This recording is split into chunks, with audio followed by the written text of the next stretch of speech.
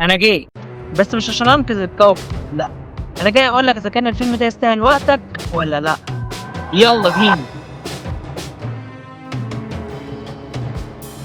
واخيرا فيلم سوبرمان نزل، والفيلم ده ناس كتيرة جدا مستنياه وعايزة تعرف ايه الاخبار، ومن ضمن اهم الافلام اللي هتنزل في 2025. والناس بقى كلها سواء اللي بتحب افلام السوبر هيروز وسواء محبين دي سي او حتى محبين مارفل مستنيين، هل اخيرا دي سي رجعت للطريق الصحيح؟ هل فيلم سوبرمان ده احسن من مان اوف ستيل؟ هل خلاص دي سي اتجهت للاتجاه الصح؟ هل جيمس جان بعد ما ساب مارفل هل لسه بيعمل افلام حلوه زي جارديان اوف جالاكسي؟ وغيرهم من الاسئله كتير وكتير، وكل ده واكتر هنعرفه في الفيديو ده. تعالوا نتكلم شويه عن الفيلم. انا شخصيا من محبين دي سي ومحبين افلام السوبر هيروز ومحبين كمان شخصيه سوبرمان. من وانا صغير كنت بحب اتفرج على افلام سوبرمان، سواء اللي بتيجي على سبيستون او الانيميشن او المدبلج او حتى المانجا وات ايفر. المهم ان انا بتفرج على سوبرمان وبحب. فانا بالنسبه لي جزء لا يتجزأ من سوبرمان هو الكوميكس، عشان كده كان بالنسبه لي زاك سنايدر واحد من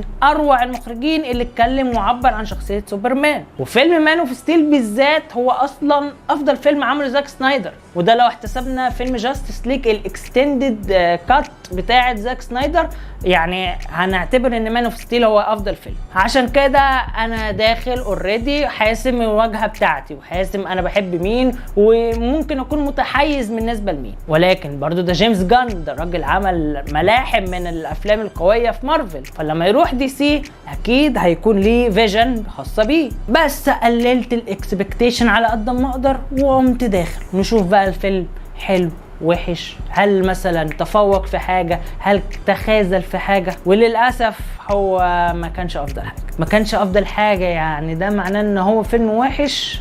الاجابه لا، في بعض الاوقات هتبقى قاعد متفرج ومستمتع، بس اهم حاجه في كل الاحوال ان انت تنسى الحكايه اللي بتتحكي وتستمتع بشويه اكشن، لان انت لو ركزت في الستوري فهتلاقي فيها 50,000 عيب. هل ديفيد كورنسويت تفوق على هنري كيفل ولا الاثنين في نفس المستوى؟ بكل تاكيد هنري كيفل. ما الراجل اجتهد، عمل شغل كويس معقول تمام يا جماعه، بس مش سوبرمان. مش مستحيل ده يكون سوبرمان. ده طبعا بغض النظر عن اللي حصل فيه جوه الفيلم، بس هو تمثيليا لا، هنري كيفل برضو ليه تقله. انا عن نفسي لو انا بحب لويس لين اللي موجوده في الفيلم ده، فانا شخصيا هبقى بتمنى انها تتقتل. يا جماعه فرق السماء والارض ما بين دي وما بين ايمي ادم. هل تصميم الملابس والشخصيه حلو؟ يعني سوبرمان في مان اوف ستيل تخلينا عن فكره الكلوت اللي هو بيبقى لابسه ده، رجع تاني في تصميم الشخصيه الجديده. هو في الكوميكس وافلام الانيميشن ممكن، بس يا جماعه احنا في فيلم لايف اكشن والله شكلها وحش، ما ينفعش سوبرمان يبقى كانه لابس كلوت كده يا جماعه.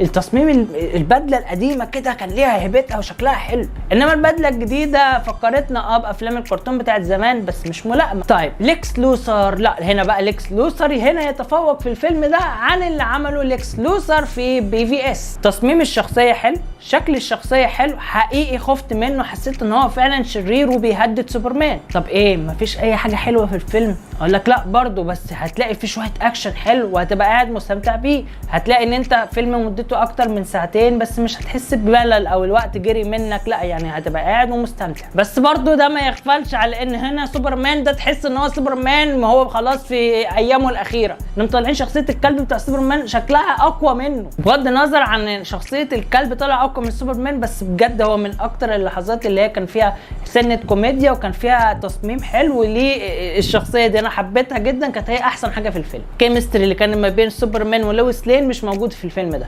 ومن غير حرق يا جماعه جرين لانتر موجود، بس ده عمره ما يكون جرين لانتر يا جماعه. ده انا حسيت بالاشمئزاز كده اللي هو يا جماعه ده جرين لانتر، ده جرين لانتر. وحتى في اصلا كاركتر تاني انا مش فاكره بصراحه من الكوميكس، بس الكاركتر ده تحس ان هو مهم عن الفيلم عن جرين لانتر. في مشهد كده في النهايه سبويلر لسوبر جيرل ملوش اي لازمه. انا ما بحبش ادي تقييم، بس بعد ما خرجت من الفيلم حسيت ان الفيلم ده 5.5 من 10. يعني بصراحه استناه ينزل بلوراي وما ادخلوش سينما. يا ربي I'm too old for this shit. جاك سنايدر حاجه واللي عمله جيمس جان حاجه. انا في جاستس ليج انا كنت قاعد يا جماعه انا بتفرج على الشخصيات اللي انا حبيتها وانا صغير. في اختلاف شويه بس بجد دي كانت الكاركترات اللي انا حبيتها. سوبرمان ده في جاستس ليج يا جماعه.